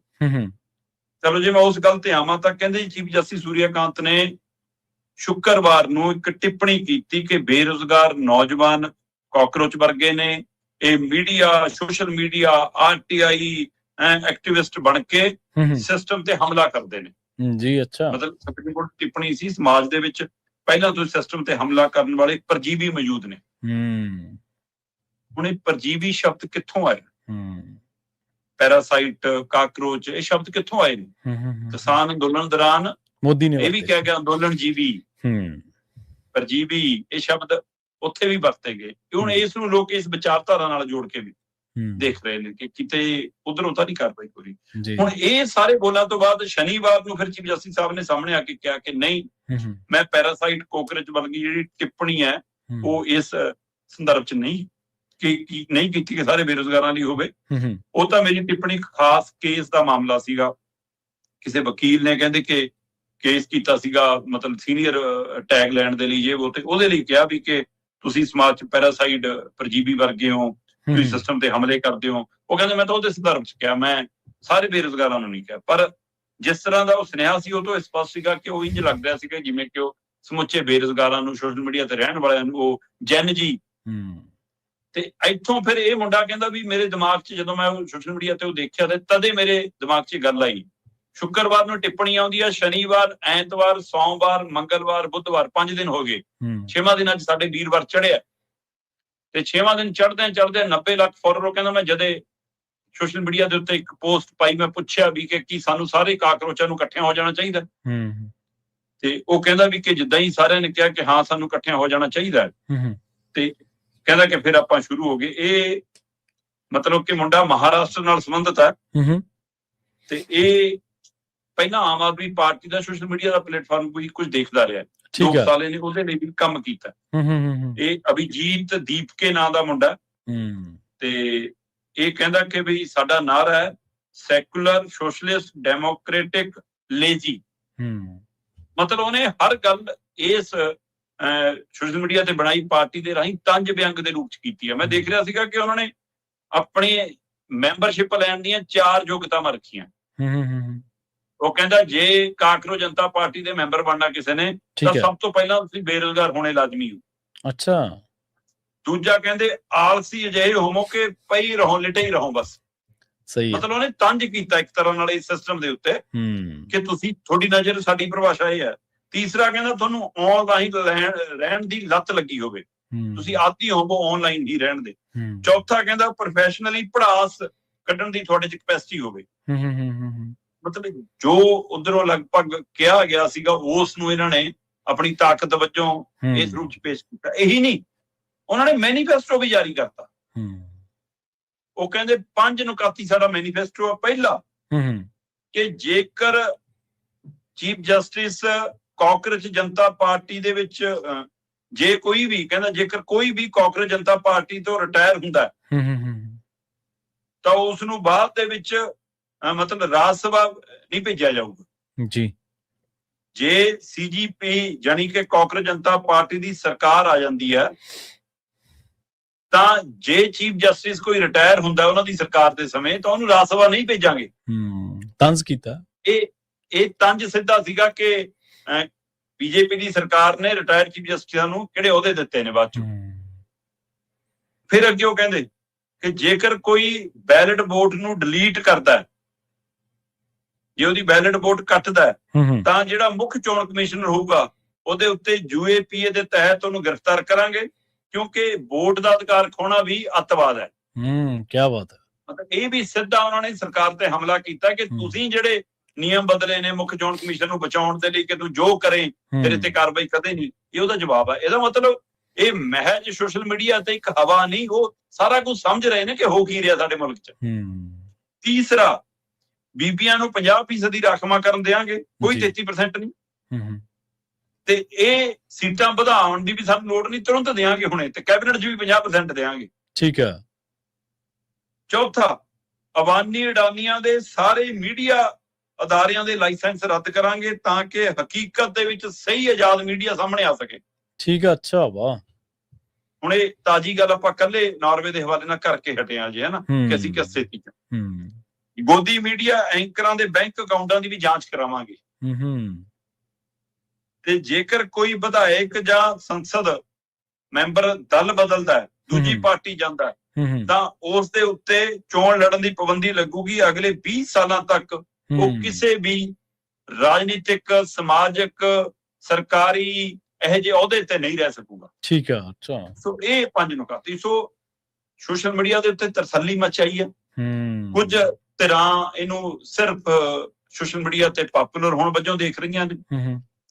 ਕੁਝ ਧਿਰਾਂ ਕਹਿੰਦੀਆਂ ਵੀ ਇਹ ਨੇਪਾਲ ਤੋਂ ਪ੍ਰਭਾਵਿਤ ਹੋ ਕੇ ਜਨਜੀ ਵਾਲੇ ਪਾਸੇ ਨੂੰ ਵਧਣ ਵਾਲੀ ਕਾਰਵਾਈ ਹੈ। ਪਰ ਰਾਜਨੀਤਿਕ ਧਿਰਾਂ ਦੀ ਨੀਂਦ ਉੱਡ ਗਈ ਹੈ। ਸਹੀ ਹੈ। ਕਿਤੇ ਜਿਵੇਂ ਇੱਕ ਅੰਦੋਲਨ ਜਿਹੜਾ ਦਿੱਲੀ ਲੜਿਆ ਗਿਆ ਉਹਦੇ ਵਿੱਚੋਂ ਇੱਕ ਪਾਰਟੀ ਨਿਕਲ ਗਈ ਤੇ ਉਹ ਪਾਰਟੀ ਆਮ ਆਦਮੀ ਪਾਰਟੀ ਬਣੀ। ਠੀਕ ਹੈ, ਉਹਨੇ ਆਪੇ ਧਰਤੀ ਤੇ ਪੈਰ ਨਹੀਂ ਰੱਖੇ, ਨਹੀਂ ਤਾਂ ਉਹ ਹੋਰ ਅਗਾਂਹ ਵੱਧ ਸਕਦੀ ਸੀ ਜੇ ਉਹ ਸੱਚਮੁੱਚ ਜਿਹੜੀਆਂ ਉਮੀਦਾਂ ਨਾਲ ਲੋਕਾਂ ਨੇ ਉਹਦੇ ਕਨੀ ਦੇਖਿਆ ਸੀਗਾ। ਸਹੀ ਹੈ ਨਾ। ਤੇ ਉਹ ਤਾਂ ਆਪ ਪਹਿਲਿਆਂ ਨਾਲੋਂ ਵੀ ਵੱਡੇ ਲਾਲਚੀ ਨਿਕਲੇ। ਤੇ ਪਰ ਇਹਦੇ ਵਿੱਚੋਂ ਆਮ ਆਦਮੀ ਪਾਰਟੀ ਤੋਂ ਬਾਅਦ ਹੁਣ ਲੋਕਾਂ ਨੂੰ ਜੇ ਤੋਂ ਆਸ ਜਾ ਕੇ ਇੱਧਰ ਨੂੰ ਗੱਲ ਤੁਰ ਪਈ, ਯੂਥ ਇੱਧਰ ਨੂੰ ਤੁਰ ਪਿਆ, ਹੈਨਾ, ਤਾਂ ਫਿਰ ਰਾਜਨੀਤਿਕ ਦਲਾਂ ਦੀ ਨੀਂਦ ਉੱਡੀ ਹੈ ਕਿ ਕਿਤੇ ਇਹ ਨਾ ਹੋਵੇ ਕਿ ਇਹ ਕਾਕਰੋਚ ਕੱਲ ਨੂੰ ਸਾਡੀਆਂ ਕੁਰਸੀਆਂ ਤੇ ਹਮਲੇ ਕਰ ਦੇਣ। ਸੋ ਇਹ ਫਿਕਰ ਤਾਂ ਪੈ ਗਿਆ ਜੀ। ਸਹੀ ਹੈ। ਪਾਰਟੀ ਨੂੰ, ਆਮ ਆਦਮੀ ਪਾਰਟੀ ਨੂੰ ਲੋਕਾਂ ਨੇ ਤਾਂ ਬਹੁਤ ਵੱਡਾ ਹੁੰਗਾਰਾ ਦਿੱਤਾ ਸੀ। ਲੋਕਾਂ ਨੇ ਤਾਂ, ਪ੍ਰਵਾਸੀਆਂ ਨੇ ਪੈਸੇ ਦਿੱਤੇ, ਉੱਥੋਂ ਦੇ ਲੋਕਾਂ ਨੇ ਵੋਟਾਂ ਪਾਈਆਂ, ਸਿਆਸੀ ਦਲਾਂ ਨੂੰ ਨਕਾਰ ਕੇ ਹੁਣ ਆਪ ਹੀ ਪੈਰ ਛੱਡ ਗਏ, ਤੁਹਾਡੇ ਵਾਲੀ ਗੱਲ। ਅਗਲੀ ਗੱਲ ਕਰੀਏ ਮਨਪ੍ਰੀਤ ਇਆਲੀ ਦੀ, ਇਹਨਾਂ ਦੇ ਅਗਲੇ ਰਾਜਨੀਤਿਕ ਸਫ਼ਰ ਦੇ ਬਾਰੇ ਚਰਚਾ ਸ਼ੁਰੂ ਹੋਈ ਹੈ, ਕਿਉਂਕਿ ਅਕਾਲੀ ਦਲ ਦੇ ਵਿੱਚ ਵੀ ਨਹੀਂ ਜਾਣਾ ਚਾਹੁੰਦੇ, ਆਮ ਆਦਮੀ ਪਾਰਟੀ ਨੂੰ ਨਕਾਰ ਚੁੱਕੇ ਨੇ, ਪੁਨਰ ਸੁਰਜੀਤ ਅਕਾਲੀ ਦਲ ਨੂੰ ਅਲਵਿਦਾ ਆਖ ਚੁੱਕੇ ਨੇ ਜੀ। ਦੇਖੋ, ਮਨਪ੍ਰੀਤ ਸਿੰਘ ਇਆਲੀ ਨੂੰ ਇੱਕ ਸੁਹਿਰਦ ਲੀਡਰ ਵਜੋਂ ਵੇਖਿਆ ਜਾਂਦਾ ਜੀ, ਪਰ ਉਹ ਕੱਲਾ ਸੁਹਿਰਦ ਲੀਡਰ ਨਹੀਂ ਗਾ, ਉਹ ਬਿਜ਼ਨਸਮੈਨ ਵੀ ਹੈ, ਉਹ ਕਾਰੋਬਾਰੀ ਵੀ ਹੈ ਨਾ, ਕਲੋਨੀਲਾਈਜ਼ਰ ਵੀ ਹੈ, ਸਾਰਾ ਕੁਛ ਹੈ ਕਾਫੀ। ਸੋ ਇਸ ਲਈ ਉਹਨੇ ਬਹੁਤ ਕੁਛ ਨਾਪ ਤੋਲ ਕੇ ਅੱਗੇ ਵਧਣਾ ਤੇ ਬੇਸ਼ੱਕ ਪੁਨਰ ਸਰਜੀਤ ਅਕਾਲੀ ਦਲ ਨੂੰ ਬਣਾਉਣ ਚ, ਖੜਾ ਕਰਨ ਚ ਮਨਪ੍ਰੀਤ ਇਆਲੀ ਦਾ ਵੱਡਾ ਰੋਲ ਰਿਹਾ ਤੇ ਸ਼ਾਇਦ ਇਸੇ ਵਿੱਚੋਂ ਉਮੀਦ ਕਰਦੇ ਸੀ ਕਿ ਮੈਂ ਹੀ ਇਹਨੂੰ ਲੀਡ ਕਰੂੰਗਾ, ਮੈਂ ਹੀ ਇਹਦਾ ਮੁਖੀ ਹੋਊਂਗਾ, ਮੈਂ ਹੀ ਇਹਨੂੰ ਚਲਾਊਂਗਾ। ਤੇ ਉਹ ਸ਼ਾਇਦ ਉਹਨਾਂ ਦੇ ਹੱਥ ਪਾਸੋਂ ਨਿਕਲ ਗਈ ਗੱਲ ਜਦੋਂ ਗਿਆਨੀ ਹਰਪ੍ਰੀਤ ਸਿੰਘ ਨੂੰ ਲਿਆ ਕੇ ਪ੍ਰਧਾਨ ਬਣਾ ਲਿਆ ਗਿਆ, ਜਦੋਂ ਕਿ ਨਿਯਮ ਤਾਂ ਇਹ ਵੀ ਬਣੇ ਕਿ ਗਿਆਨੀ ਹਰਪ੍ਰੀਤ ਸਿੰਘ ਹੁਣ ਵੀ ਕਹਿੰਦੇ ਕਿ ਨਾ ਤਾਂ ਨਿਯਮਾਂ ਤਹਿਤ ਮੈਂ ਚੋਣ ਲੜਨੀ ਆ, ਨਾ ਮੈਂ ਮੁੱਖ ਮੰਤਰੀ ਦਾ ਉਮੀਦਵਾਰ ਤੇ ਇਸ ਲਈ ਉਹ ਤਾਂ ਉਹਦੇ ਤੁਹਾਡੇ ਲਈ ਉਹਨੇ। ਪਰ ਫਿਰ ਇਹਨਾਂ ਨੇ ਮਤਲਬ ਕਿ ਤੋਰਿਆ ਕਿ ਗੱਲ ਚਲੋ ਆਪਾਂ ਉਧਰ ਨੂੰ ਚੱਲਦੇ ਹਾਂ, ਗੱਠਜੋੜ ਕਰਕੇ ਤਾਕਤ ਵੱਡੀ ਕਰ ਲਈਏ, ਕਿਉਂਕਿ ਬੀਬੀ ਸਤਵੰਤ ਕੌਰ ਤੇ ਮਨਪ੍ਰੀਤ ਇਆਲੀ ਦੋ ਉਹ ਲੀਡਰ ਸੀ ਪੁਨਰ ਸਰਜੀਤ ਦੇ ਵਿੱਚ ਜਿਹੜੇ ਪਹਿਲੇ ਦਿਨ ਤੋਂ ਹੀ ਵਾਰਸ ਪੰਜਾਬ ਵਾਲੇ ਪਾਸੇ ਡੱਕਾ ਸੜਦੇ ਸੀ।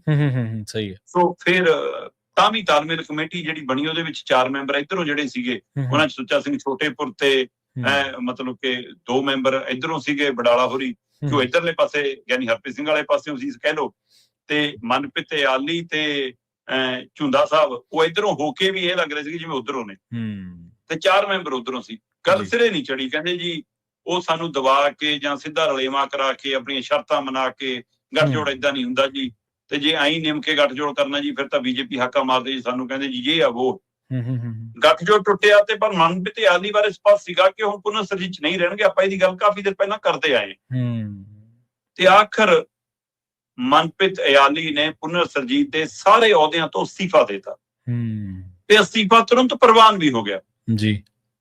ਹੁਣ ਇਹ ਕਤਾਰ ਲੰਬੀ ਹੋ ਸਕਦੀ ਹੈ, ਕਦੇ ਰਖੜਾ ਜਾ ਰਹੇ ਨੇ ਤੇ ਕਦੇ ਹੁਣ ਇਆਲੀ ਜਾ ਰਹੇ ਨੇ, ਤੇ ਹੋ ਸਕਦਾ ਝੂਦਾ ਵੀ ਬਾਹਰ ਹੋਣ। ਸਵਾਲ ਇਹ ਹੈ ਕਿ ਕੀ ਹੁਣ ਇੱਕ ਗਰੁੱਪ ਬਣਾ ਕੇ ਬਸ ਪੰਜਾਬ ਦੇ ਨਾਲ ਗੱਠਜੋੜ ਕਰਨਗੇ, ਸਹੀ ਹੈ, ਜਾਂ ਇਹ ਸਿੱਧੇ ਉਹਦੇ ਵਿੱਚ ਮਰਜ ਹੋਣਗੇ। ਕਿਉਂਕਿ ਮਨਪ੍ਰੀਤ ਇਆਲੀ ਨੇ ਇੱਕ ਗੱਲ ਕਹੀ ਕਿ ਨਾ ਤਾਂ ਮੈਂ ਕਾਂਗਰਸ ਚ ਜਾਵਾਂ ਜੀ, ਨਾ ਬੀਜੇਪੀ ਚ ਜਾਵਾਂ, ਨਾ ਅਕਾਲੀ ਦਲ ਬਾਦਲ ਚ ਜਾਵਾਂ, ਨਾ ਹੀ ਆਮ ਆਦਮੀ ਪਾਰਟੀ ਜਾਵਾਂ, ਤੇ ਪੁਨਰ ਸਰਜੀਤ ਮੈਂ ਛੱਡਤੀ ਤੇ ਫਿਰ ਬਚਿਆ ਕੀ? ਸਹੀ ਹੈ। ਫਿਰ ਇਹੀ ਹੈ ਕਿ ਜਿੱਥੇ ਉਹਨਾਂ ਦਾ ਮਨ ਅਜੇ ਭਿੱਜਿਆ ਹੋਇਆ ਉੱਥੇ ਜਾਣਗੇ, ਇਹਦਾ ਮਤਲਬ ਬਾਹਰ ਪੰਜਾਬ ਤੇ ਜਾਣਗੇ। ਇਹ ਅੱਜ ਦੀ ਤਰੀਕ ਹੈ, ਪਰ ਰਾਜਨੀਤਿਕ ਵਿਅਕਤੀ ਜਦੋਂ ਕਿਸੇ ਧਿਰ ਦਾ ਨਾ ਹੋਵੇ ਸਹੀ ਹੈ ਤਾਂ ਫਿਰ ਉਹ ਚੁਰਾਹੇ ਤੇ ਖੜਾ ਉਹ ਅਣਜਾਣ ਰਾਹੀ ਹੁੰਦਾ, ਜਿਹੜਾ ਕਿਸੇ ਪਾਸਿਓਂ ਵੀ ਮਾੜੀ ਜਿਹੀ ਲਾਈਟ ਦੇਖਣ ਤੇ ਉਧਰ ਨੂੰ ਤੁਰ ਪੈਂਦਾ। ਸਹੀ ਹੈ। ਉਹ ਇਸ ਲਈ ਪਤਾ ਨਹੀਂ ਕਿ ਕਿਸੇ ਪਾਸੇ ਜੁਗ ਨੂੰ ਜਦ ਬੈਟਰੀ ਦੀ ਲਾਈਟ ਦਿਖ ਜਾਵੇ ਕਿ ਲੈ ਵੀ ਇੱਧਰ ਮਾੜਾ ਜਿਹਾ ਚਾਨਣ ਹੈਗਾ ਤੇ ਲੱਗੇ ਕਿ ਇੱਧਰ ਕੋਈ ਰਾਜਨੀਤਿਕ ਸੁਭਾਵਨਾ, ਕਦੇ ਵੀ ਕਿੱਧਰ ਨੂੰ ਜਾ ਸਕਦੇ ਆ। ਪਰ ਫਿਰ ਵੀ ਮਨਪ੍ਰੀਤ ਇਆਲੀ ਨੇ ਸਮੁੱਚੇ ਤੌਰ ਤੇ ਕਿਹਾ ਕਿ ਮੈਂ ਪੰਥਕ ਰਾਜਨੀਤੀ ਦੇ ਵਿੱਚ ਹੀ ਰਿਹਾ ਤੇ ਮੈਂ ਉਹ ਤੋਂ ਵੱਖਰਾ ਰਾਹ ਨਹੀਂ ਚੁਣਾਂਗਾ। ਸੋ ਬੇਸ਼ੱਕ ਪਿਛਲੇ ਦਿਨ ਰੌਲਾ ਪੈਂਦਾ ਰਿਹਾ ਕਿ ਆਮ ਆਦਮੀ ਪਾਰਟੀ ਨਾਲ ਭਗਵੰਤ ਮਾਨ ਨਾਲ ਮੁਲਾਕਾਤਾਂ ਹੋ ਰਹੀਆਂ ਜੀ, ਬੀਜੇਪੀ ਵੀ ਖਿੱਚਣ ਫਿਰਦੀ ਹੈ ਜੀ, ਬਾਦਲ ਦਲ ਵੀ ਦੁਬਾਰਾ ਸੋਚਦਾ ਜੀ, ਬਹੁਤ ਕੁਛ ਤੁਰਿਆ। ਪਰ ਮੰਨਿਆ ਇਹ ਜਾ ਰਿਹਾ ਫਿਲਹਾਲ ਕਿ ਸ਼ਾਇਦ ਉਹ ਬਾਤ ਪੰਜਾਬ ਦਾ ਹੀ ਰੁਖ ਕਰਨਗੇ, ਪਰ ਜਦੋਂ ਜਾਣਗੇ ਤਾਂ ਦੇਖਾਂਗੇ। ਫਿਲਹਾਲ ਤਾਂ ਉਹਨਾਂ ਨੇ ਪੁਨਰ ਸਰਜੀਤ ਛੱਡ ਦਿੱਤੀ ਹੈ ਜੀ। ਬਿਲਕੁਲ, ਪੰਥਕ ਵਿਚਾਰਧਾਰਾ ਦਾ ਬਣੀ ਝੁਕਾਅ ਉਹਨਾਂ ਦਾ ਹੈ, ਤੇ ਕਾਂਗਰਸ ਤੇ ਬੀਜੇਪੀ ਦੇ ਵੱਲ ਜਾਂ ਫਿਰ ਪਾਰਟੀ ਜਿਹੜੀਆਂ ਰਵਾਇਤੀ ਧਿਰਾਂ ਨੇ ਉਹਨਾਂ ਦੇ ਵੱਲ ਤਾਂ ਜਾਣ ਦੀ ਫਿਰ ਤੁਕ ਵੀ ਨਹੀਂ ਰਹਿ ਜਾਂਦੀ ਜੇ ਤੁਸੀਂ ਇੱਕ ਆਈਡੀਓਲੋਜੀ ਦੇ ਬੇਸ ਦੇ ਉੱਤੇ ਆਪਣਾ ਨਿਰਣਾ ਜਾਂ ਫੈਸਲਾ ਲੈਂਦੇ ਹੋ। ਅਗਲੀ ਗੱਲ ਕਰੀਏ ਈਡੀ ਦੀ, ਜਿਵੇਂ ਹੁਣ ਆਪਾਂ ਦਿੱਲੀ ਦੇ ਲੀਡਰਾਂ ਦੇ ਬਾਰੇ ਗੱਲ ਕਰ ਰਹੇ ਸੀ ਤੁਸੀਂ, ਈਡੀ ਕਹਿੰਦੇ ਵਿਜੀਲੈਂਸ ਦੇ ਮਗਰ ਪਈ ਹੈ ਤੇ ਵਿਜੀਲੈਂਸ ਪਾਵਰਕਾਮ ਦੇ ਮਗਰ ਪਈ ਹੋਈ ਹੈ ਜੀ। ਦੇਖੋ, ਵੈਸੇ ਤਾਂ ਪਾਵਰਕਾਮ ਦੇ ਗ੍ਰਹਿ ਹੀ ਮੈਨੂੰ ਦਾ ਮਾੜੇ ਚੱਲਦੇ ਲੱਗ ਰਹੇ ਨੇ।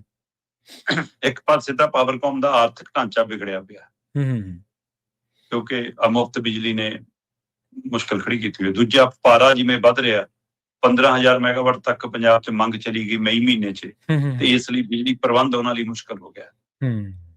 ਤੀਸਰਾ, ਸੰਜੀਵ ਅਰੋੜਾ ਜਦੋਂ ਘਿਰਦੇ ਨੇ ਤਾਂ ਸੰਜੀਵ ਅਰੋੜਾ ਦੇ ਘਿਰਨ ਨਾਲ ਮੌਜੂਦਾ ਜਿਹੜਾ CMD ਹੈ ਇਹਨਾਂ ਦਾ ਬਸੰਤ ਗਰਗ, ਉਹ ਵੀ ਈਡੀ ਦੀ ਰਡਾਰ ਤੇ, ਉਹਨੂੰ ਵੀ ਬੁਲਾਇਆ ਵਾ ਸੀ ਕੱਲ ਕਿ ਆ ਜਾ ਮਿੱਤਰਾ ਤੂੰ ਵੀ ਲਿਆ ਹਿਸਾਬ ਕਿਤਾਬ ਕਿ ਆ ਜਿਹੜੀ ਮੋਬਾਈਲਾਂ ਦੀ ਖਰੀਦ ਫਰੋਖ ਸੰਜੀਵ ਅਰੋੜਾ ਨੇ ਕੀਤੀ ਹੈ ਤੇ ਤੁਹਾਡੇ ਲਈ ਖਰੀਦੇ ਨੇ, ਇਹ ਕੀ ਘਪਲਾ, ਇਹ 'ਚ ਤੁਸੀਂ ਕਿੰਨਾ ਕੁ ਸ਼ਾਮਲ ਹੋ। ਉਧਰ ਵੀ ਪਾਵਰਕਾਮ ਘਿਰੀ ਹੈ, ਤੇ ਜੇ ਮੌਜੂਦਾ CMD ਘਿਰਿਆ ਈਡੀ ਦੇ ਕੋਲ ਤਾਂ ਸਾਬਕਾ ਸੀਐਮਡੀ ਕਹਿੰਦੇ ਵਿਜੀਲੈਂਸ ਦੇ ਨਿਸ਼ਾਨੇ ਤੇ ਆ ਗਏ। ਹੁਣ ਇਹ ਮਾਮਲਾ ਹੈਗਾ ਬਾਦਲਾਂ ਦੇ ਟਾਈਮ ਦਾ ਜੀ, ਕਿ ਇੱਕ ਕਲੋਨੀ ਦੇ ਲਈ ਕਿਵੇਂ 66 KB ਦਾ ਗ੍ਰਿਡ ਲਾਇਆ ਗਿਆ, ਜਿਹੜੀ ਕਲੋਨੀ ਨਾ ਸੜਕ ਜਾਂਦੀ, ਨਾ ਕੋਈ ਮਕਾਨ, ਨਾ ਕੁਛ, ਨਾ ਕੋਈ ਗੱਲ, ਨਾ ਬਾਤ, ਸਹੀ ਹੈ, ਖਾਲੀ ਹੈ ਨਾ ਗ੍ਰਿਡ ਬਣ ਗਏ। ਜੋ ਗ੍ਰਿਡ ਦੇ ਲਈ ਕਲੋਨੀਲਾਈਜ਼ਰ ਤੋਂ ਉਹਦਾ ਖਰਚਾ ਲੈਣ ਦੀ ਬਜਾਏ ਆਪੇ ਪੇ ਕਰਤਾ, ਕਹਿੰਦੇ ਬਦਲੇ 'ਚ ਪਲਾਟ ਲੈ ਲਿਆ ਜੀ, ਆਹ ਕਰ ਲਿਆ ਜੀ। ਬੜਾ ਇਹ ਮਾਮਲਾ ਤਾਂ ਹੈ ਉਹਨਾਂ ਦੇ ਟਾਈਮ ਦਾ। ਜਿਵੇਂ ਵਿਕਰਮ ਮਜੀਠੀਆ ਵਾਲਾ ਮਾਮਲਾ ਚੰਨੀ ਨੇ ਲਿਆਂਦਾ ਸੀ ਜੀ, ਤੇ ਪਰ ਆਪਣੇ ਆਪ ਨੂੰ ਚਮਕਾਉਂਦੇ ਇਹ ਦਿਖੇ। ਉਸੇ ਤਰ੍ਹਾਂ ਇਹ ਮਾਮਲਾ ਵੀ ਕੈਪਟਨ ਚੰਨੀ ਦੀ ਸਰਕਾਰ ਦੇ ਸਮੇਂ ਹੀ ਸਾਹਮਣੇ ਆਇਆ ਸੀਗਾ। 2021 ਦੇ ਵਿੱਚ ਜਾ ਕੇ ਸ਼ਾਇਦ ਇਹ ਮਾਮਲਾ ਸਾਹਮਣੇ ਆਇਆ ਤੇ ਵਿਜੀਲੈਂਸ ਕੋਲ ਆ ਗਿਆ, ਪਰ FIR ਜਾ ਕੇ ਹੁਣ ਹੁੰਦੀ ਹੈ ਤੇ FIR ਹੋਣ ਦੇ ਵੀ 20-25 ਦਿਨਾਂ ਬਾਅਦ ਵਿਜੀਲੈਂਸ ਇਹ ਕਾਰਵਾਈ ਪਾਉਂਦੀ ਆ। ਕਾਰਵਾਈ ਦੇ ਵਿੱਚ ਸਾਬਕਾ CMD KD ਚੌਧਰੀ, ਇਸੇ ਤਰ੍ਹਾਂ ਇੱਕ ਸੀਨੀਅਰ ਐਕਸੀਅਨ ਹੈ ਸੰਜੀਵ ਪ੍ਰਭਾਕਰ, ਤੇ ਉਹ ਜਿਹੜਾ ਬਿਲਡਰ ਹੈ ਅਮਿਤ ਗਰਗ, ਇਹ 3 ਜਣੇ ਗ੍ਰਿਫਤਾਰ ਵੀ ਕਰ ਲਏ। ਠੀਕ ਆ। ਹੁਣ ਕੀ ਇਹ ਮਾਮਲਾ ਸਿਰਫ ਇੰਨਾ ਹੀ ਆ ਕਿ ਇੱਕ ਘਪਲੇ ਦਾ ਮਾਮਲਾ ਸੀ ਜੀ? ਪਰ ਜੇ ਘਪਲੇ ਦਾ ਮਾਮਲਾ ਇੰਨੇ ਲੰਮੇ ਸਮੇਂ ਲਟਕਦੇ ਕਿਉਂ ਹੈ? ਇੰਤਜ਼ਾਰ ਕੀਤਾ ਜਾਂਦਾ ਸਹੀ ਸਮੇਂ ਦਾ, ਜਦੋਂ ਰਾਜਨੀਤਿਕ ਵਾਰ ਕਰਨਾ ਹੋਵੇ।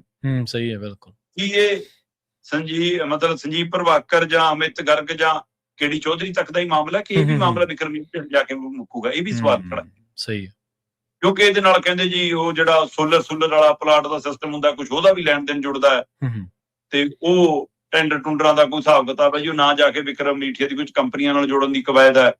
ਸੋ ਇਸ ਲਈ, ਕਿਉਂਕਿ ਪਿਛਲੇ ਦਿਨਾਂ 'ਚ ਕਾਫੀ ਤਕਰਾਰ ਫਿਰ ਸ਼ੁਰੂ ਹੋਈ ਹੈ ਭਗਵੰਤ ਮਾਨ ਦੇ ਵਿਕਰਮ ਮਜੀਠੀਆ ਵਿਚਾਲੇ ਜੀ, ਤੇ ਉਹਦੇ ਵਿੱਚ ਤੇਰੀ ਪਹਿਚਾਣ ਸਾਲਾ, ਕੇਜਰੀਵਾਲ ਤੁਹਾਡਾ ਫੁੱਫੜ, ਜੇ ਆਪੋ ਏਦਾਂ ਦੀ ਜਿਹੜੀ, ਤੇ ਉਹਦੇ ਵਿੱਚੋਂ ਵੀ ਕੁਝ ਲੋਕ ਇਹਨੂੰ ਰਾਜਨੀਤਿਕ ਤੌਰ ਤੇ ਵੀ ਦੇਖ ਰਹੇ ਨੇ। ਪਰ ਫਿਲਹਾਲ ਇਹ ਸਾਰੇ ਮਾਮਲੇ ਜੇ ਦੇਖਿਆ ਜਾਵੇ ਤਾਂ ਪਾਵਰ ਕੌਮ ਦੀਆਂ ਤੇ ਉਹਨਾਂ ਦੇ ਅਧਿਕਾਰੀਆਂ ਨੁਮਾਇੰਦੀਆਂ ਦੀਆਂ ਮੁਸ਼ਕਲਾਂ ਵਧੀਆਂ ਹੋਈਆਂ ਦਿਖਦੀਆਂ ਜੀ। ਬਿਲਕੁਲ। ਤੇ ਜਾਂਦਿਆਂ ਦੀ ਗੱਲ ਕਰੀਏ ਪੰਜਾਬ ਸਿਰ ਕਰਜ਼ੇ ਦੀ, ਕਹਿੰਦੇ ਹੁਣ ਪੰਜਾਬ ਕਰਜ਼ਾ ਮੁਕਤ ਹੋ ਜੂਏ, ਉਮੀਦ ਹੀ ਮੱਧਮ ਹੋ ਗਈ ਹੈ ਜੀ। ਪ੍ਰਵੀਨ ਜੀ, ਜਿਹੜੀ ਪਾਰਟੀ ਇਹ ਕਹਿ ਕੇ ਆਈ ਹੋਵੇ ਕਿ ਸਾਨੂੰ ਖਜ਼ਾਨਾ ਭਰਨਾ ਆਉਂਦਾ ਹੈ, ਸਾਡੇ ਕੋਲ ਕੇਜਰੀਵਾਲ ਵਰਗਾ ਬੰਦਾ ਹੈ, ਸ਼ਰਾਬ ਤੋਂ ਇੰਨਾ, ਰੇਤੇ ਤੋਂ ਇੰਨਾ, ਇਮਾਨਦਾਰੀ ਤੋਂ ਇੰਨਾ ਹੈ ਨਾ, ਆਮ ਆਦਮੀ ਹੈ, ਇੱਕ ਕਮਰੇ ਵਾਲੇ ਘਰ 'ਚ ਰਹਿਣਾ ਹੈ, 2 ਗੱਡੀਆਂ ਚੱਲਣਾ, ਉਹ ਇੰਨਾ, ਉਹ ਚੋਪਾਂ ਤੋਂ ਥੱਲੇ ਨਾ ਉਤਰਦੇ ਹੋਣ, ਸਹੀ ਹੈ ਨਾ, ਤੇ ਗੱਡੀਆਂ ਦੇ ਕਾਫਲੇ 40-42 ਰਹਿੰਦੇ ਹੋਣ, ਤੇ ਘਰਾਂ ਦਾ ਘਰ ਕੀ ਮਹਿਲ ਬਣਦੇ ਹੋਣ, ਉਹ ਵੀ 5-5 7-7, ਦਿੱਲੀ ਵਾਲਿਆਂ ਲਈ ਵੀ ਇੱਥੇ ਸਾਰਾ ਕੁਝ ਹੋਵੇ, ਫਿਰ ਉੱਥੇ ਕਰਜ਼ਾ ਹੀ ਵਧੂਗਾ ਜਨਾਬ। ਦੇਖੋ, ਪੰਜਾਬ ਦੇ ਸਿਰ ਕਰਜ਼ਾ ਵਧਾਉਣ 'ਚ ਸਾਰੀਆਂ ਰਾਜਨੀਤਿਕ ਧਿਰਾਂ ਬਰਾਬਰ ਦੀਆਂ ਜ਼ਿੰਮੇਵਾਰ ਜੀ। ਇਹ ਲੰਬੀ ਕਹਾਣੀ ਹੈ ਕਿ ਅਸੀਂ ਆਪਣਾ ਜਾਨੀ ਨੁਕਸਾਨ ਵੀ ਕਰਾਇਆ, ਅਸੀਂ ਆਪਣਾ ਮਾਲੀ ਨੁਕਸਾਨ ਵੀ ਕਰਾਇਆ, ਤੇ ਸਾਡੇ ਤੇ ਕਰਜ਼ੇ ਦਾ ਬੋਝ ਵੀ ਪਾਇਆ ਤੁਸੀਂ। ਉਸ ਕਰਜ਼ੇ ਦੀ ਮਿਆਦ ਨੂੰ ਘਟਾਉਣ ਦੇ ਵਿੱਚ ਗੁਜਰਾਲ ਸਾਹਿਬ ਤੇ ਡਾਕਟਰ ਮਨਮੋਹਨ ਸਿੰਘ ਦਾ ਯੋਗਦਾਨ ਰਿਹਾ ਜੀ। ਪਰ ਫਿਰ ਇਸ ਨੂੰ ਸੰਗਤ ਦਰਸ਼ਨ, ਪੰਚਾਇਤਾਂ ਨੂੰ ਵੰਡ, ਇਹਨੂੰ ਵੰਡ, ਉਹ ਵੀ ਕਿਵੇਂ ਕਿ ਇਹ ਕਹਿ ਕੇ ਕਿ ਲਾ ਵੀ ਦਿਓ ਮਾੜਾ ਮੋਟਾ, ਇਹਦਾ ਮਤਲਬ ਤੁਸੀਂ ਸਿੱਧੀ ਰਿਸ਼ਵਤ ਦੇ ਰਹੇ ਸੀ ਆਪਣੇ ਲੀਡਰਾਂ ਨੂੰ, ਪਿੰਡਾਂ ਨੂੰ ਦਿਖਾ ਕੇ।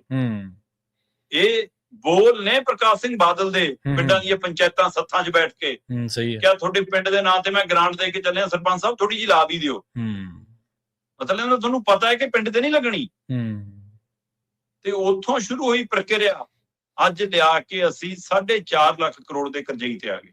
ਪਰ ਜੇ ਉਹ ਬਾਦਲ ਦਲ, ਕਾਂਗਰਸੀ, ਕੈਪਟਨ, ਇਹ ਸਾਰੇ ਜ਼ਿੰਮੇਵਾਰ ਨੇ, ਤਾਂ ਉਹਦੇ ਨਾਲ ਉਹ 10 ਗੁਣਾ ਵੱਧ ਜ਼ਿੰਮੇਵਾਰ ਨੇ ਮੌਜੂਦਾ ਵਾਲੇ ਇਨਕਲਾਬ ਵਾਲੇ।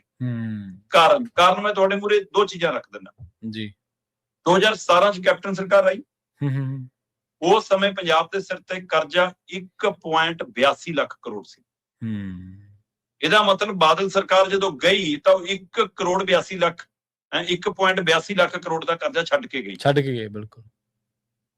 ਤੇ ਕੈਪਟਨ ਸਰਕਾਰ ਦਾ ਰਾਜ ਖਤਮ ਹੋਇਆ ਤੇ ਆਮ ਆਦਮੀ ਪਾਰਟੀ ਦਾ ਰਾਜ ਆਇਆ 2022 ਦੇ ਵਿੱਚ, ਤੇ ਕਰਜ਼ੇ ਦੀ ਮਿਆਦ ਵੱਧ ਕੇ 2.82 ਲੱਖ ਕਰੋੜ ਹੋ ਗਈ। ਬਿਲਕੁਲ। ਮਤਲਬ 5 ਸਾਲਾਂ 'ਚ 1 ਲੱਖ ਕਰੋੜ ਹੋਰ ਵੱਧ ਗਿਆ ਜੀ।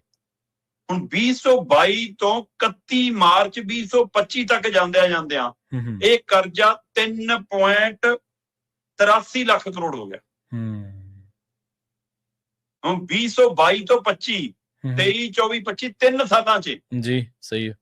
ਜਿਹੜਾ 5 ਸਾਲਾਂ 'ਚ 1 ਲੱਖ ਕਰੋੜ ਵਧਿਆ ਸੀ, ਉਹ 3 ਸਾਲਾਂ 'ਚ ਵੱਧ ਗਿਆ। ਤੇ ਫਿਰ ਅਗਲੇ 2 ਸਾਲਾਂ 'ਚ ਕੀ ਹੋਊਗਾ? ਤੇ ਨਤੀਜਾ ਖੁਦ ਬਜਟ 'ਚ ਦੱਸ ਕੇ ਗਏ ਕਿ ਅਸੀਂ 4.5 ਲੱਖ ਕਰੋੜ ਦੇ ਪਾਰ ਚਲੇ ਜਾਣਾ। ਪੰਜਾਬ ਦਾ ਹਰ ਜੰਮਣ ਵਾਲੇ ਜਵਾਕ ਦੇ ਸਿਰ ਤੇ 1.5 ਲੱਖ ਤੋਂ ਲੈ ਕੇ 2 ਲੱਖ ਦਾ ਕਰਜ਼ਾ। ਮਤਲਬ ਇਹ ਨਾ ਹੋਇਆ ਕਰੇ ਕਿ ਪੰਜਾਬ ਸਰਕਾਰ ਨਿਆਣਾ ਜੰਮਣ ਤੇ ਘਰੇ ਆਇਆ ਕਰੇ, ਬੂਆ ਖੜਕਾ ਕੇ ਕਿਹਾ ਕਰੇ ਕਿ ਲਓ ਜੀ ਦਿਓ ਵਧਾਈਆਂ, ਤੁਹਾਡਾ ਨਿਆਣਾ ਕਰਜ਼ਾ ਮੁਕਤ ਕਰੀ, 2 ਲੱਖ ਦਾ ਫੜਾ ਦੋ। ਸੋ ਇਹ ਹਾਲ ਨਾ ਹੋ ਜਾਵੇ ਜੀ। ਹੁਣ ਵਿੱਤੀ ਵਰ੍ਹੇ ਦਾ ਦੂਜਾ ਮਹੀਨਾ, ਮਈ ਮਹੀਨਾ, ਜਿਹ ਚ ਅਸੀਂ ਗੱਲ ਕਰ ਰਹੇ ਹਾਂ, ਪਿਛਲੇ ਮਹੀਨੇ ਵੀ ਇਹਨਾਂ ਨੇ ਕਰਜ਼ੇ ਚੁੱਕੇ, ਅਸੀਂ ਜਦ ਵੀ ਗੱਲ ਕੀਤੀ, ਹਰ ਮਹੀਨੇ ਐਵਰੇਜ 4000, 4200, 4300 ਕਰੋੜ ਦਾ ਕਰਜ਼ਾ ਚੁੱਕ ਰਹੇ ਨੇ। ਤੇ ਹੁਣ ਕਹਿੰਦੇ ਜੀ ਅਸੀਂ 2500 ਕਰੋੜ ਦਾ ਕਰਜ਼ਾ ਹੋਰ ਚੁੱਕਣਾ। ਉਹਦੇ ਲਈ ਮਨਜ਼ੂਰੀ ਮਿਲ ਗਈ, ਅਸੀਂ ਨੀਮਾ ਤਹਿਤ ਚੱਕ ਰਹੇ ਹਾਂ, ਤੇ ਇਹ 18 ਸਾਲ ਲਈ 1000 ਕਰੋੜ। ਠੀਕ ਆ, 1000 ਕਰੋੜ ਰੁਪਇਆ 18 ਸਾਲ ਦੀ ਮਿਆਦ ਤੇ। 800 ਕਰੋੜ ਰੁਪਇਆ ਕਹਿੰਦੇ ਜੀ 15 ਸਾਲ ਦੀ ਮਿਆਦ ਤੇ, ਤੇ 700 ਕਰੋੜ ਰੁਪਇਆ 12 ਸਾਲ ਦੀ ਮਿਆਦ ਤੇ ਜੀ। ਇਹ ਇਸ ਤਰ੍ਹਾਂ ਅਸੀਂ 2500 ਕਰੋੜ ਹੋਰ ਚੱਕਣਾ। ਤੇ ਜੀ ਅਸੀਂ ਕਰਜ਼ਾ ਲਾਉਣ ਲਈ ਕਰਜ਼ਾ ਚੱਕ ਰਹੇ ਹਾਂ। ਬਹੁਤ ਸਿਆਣੇ ਹੋ ਤੁਸੀਂ। ਇੱਥੋਂ ਦਾ ਲਾ ਲਓ ਕਿ ਇੰਜ ਜੇ ਅਸੀਂ ਵਿਆਜ ਵੀ ਪੂਰਾ ਨਹੀਂ ਤਾਰ ਪਾ ਰਹੇ, ਅਸੀਂ ਡੀਏ ਵੀ ਨਹੀਂ ਦੇ ਪਾ ਰਹੇ, ਅਸੀਂ ਤਨਖਾਹਾਂ ਵੀ ਨਹੀਂ ਦੇ ਪਾ ਰਹੇ, ਹੈ ਨਾ, ਅਸੀਂ ਪੰਜਾਬ ਨੂੰ ਪੈਰਾਂ ਸਿਰ ਕਰਨ ਦੇ ਲਈ ਕਿਸੇ ਯੋਜਨਾ ਤੇ ਕੰਮ ਵੀ ਨਹੀਂ ਕਰ ਪਾ ਰਹੇ, ਤੇ ਫਿਰ ਕਰਜ਼ਾ ਲੈ ਕੇ ਪਰਸ ਭਰਿਆ, ਖੀਸਾ ਭਰਿਆ, ਬੋਝਾ ਭਰਿਆ, ਉਹ ਭਰਿਆ ਨਹੀਂ ਹੁੰਦਾ ਜਨਾਬ। ਸਹੀ। ਇਸ ਲਈ ਮੈਨੂੰ ਨਹੀਂ ਲੱਗਦਾ ਕਿ ਪੰਜਾਬ ਇਹੋ ਜਿਹੇ ਲੀਡਰਾਂ ਦੇ ਹੱਥਾਂ 'ਚ ਰਹਿ ਕੇ ਕਰਜ਼ਾ ਮੁਕਤ ਹੋ ਪਾਊ। ਬਿਲਕੁਲ ਜੀ। ਸ਼ਰਮਾ ਜੀ, ਇਹਨਾਂ ਖਾਸ ਖਬਰਾਂ ਤੇ ਖਾਸ ਜਾਣਕਾਰੀਆਂ ਦੇ ਲਈ ਤੁਹਾਡਾ ਬਹੁਤ ਧੰਨਵਾਦ ਜੀ। ਸਤਿ ਸ਼੍ਰੀ ਅਕਾਲ ਜੀ। ਪ੍ਰੋਗਰਾਮ ਖਬਰ ਤੇ ਨਜ਼ਰ ਨੂੰ ਆਪਾਂ ਇੱਥੇ ਸਮਾਪਤ ਕਰਾਂਗੇ। ਤੁਹਾਡਾ ਸਾਰਿਆਂ ਦਾ ਵੀ ਬਹੁਤ ਧੰਨਵਾਦ। ਸਤਿ ਸ਼੍ਰੀ ਅਕਾਲ। ਇਸੇ ਤਰ੍ਹਾਂ ਜੁੜੇ ਰਹੋ ਪੰਜਾਬੀ ਰੇਡੀਓ USA ਦੇ ਨਾਲ।